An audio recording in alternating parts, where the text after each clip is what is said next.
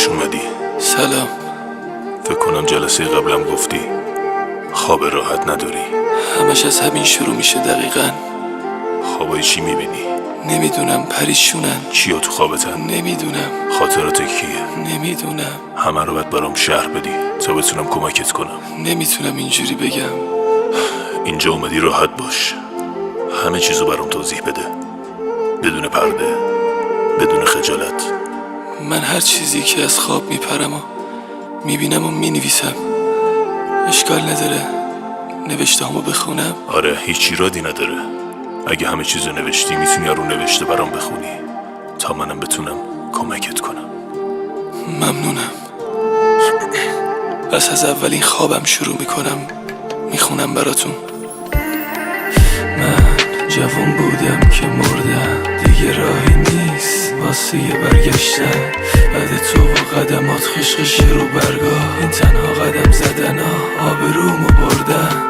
فرض بر این که پابند من باشی داره دیوونم میکنه وقتی یکی دیگه داشتی.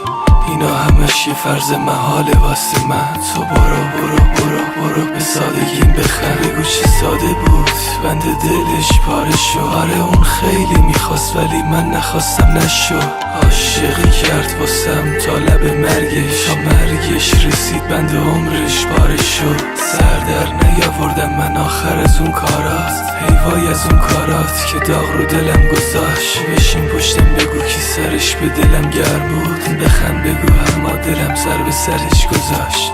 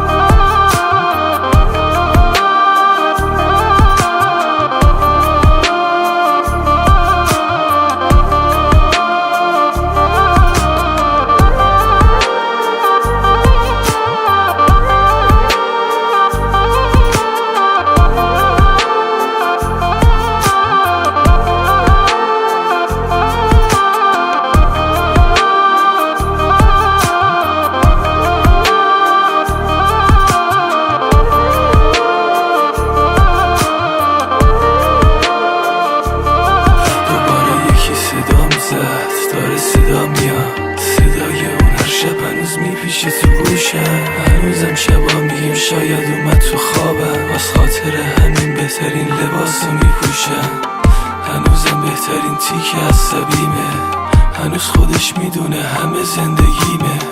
هنوز دلیل نخ به نخ سیگارامه، هنوزم دلیل تمام این بچگیمه. اصلا فکرش نرسید تا کجاها دوستش داشتم. میخواستم هر جوری از فقط بذار من باشم. شاید اون موقع واسه این عشق دلشوره نداشت، اما میخواستم دلیل دلشورهاش باشم.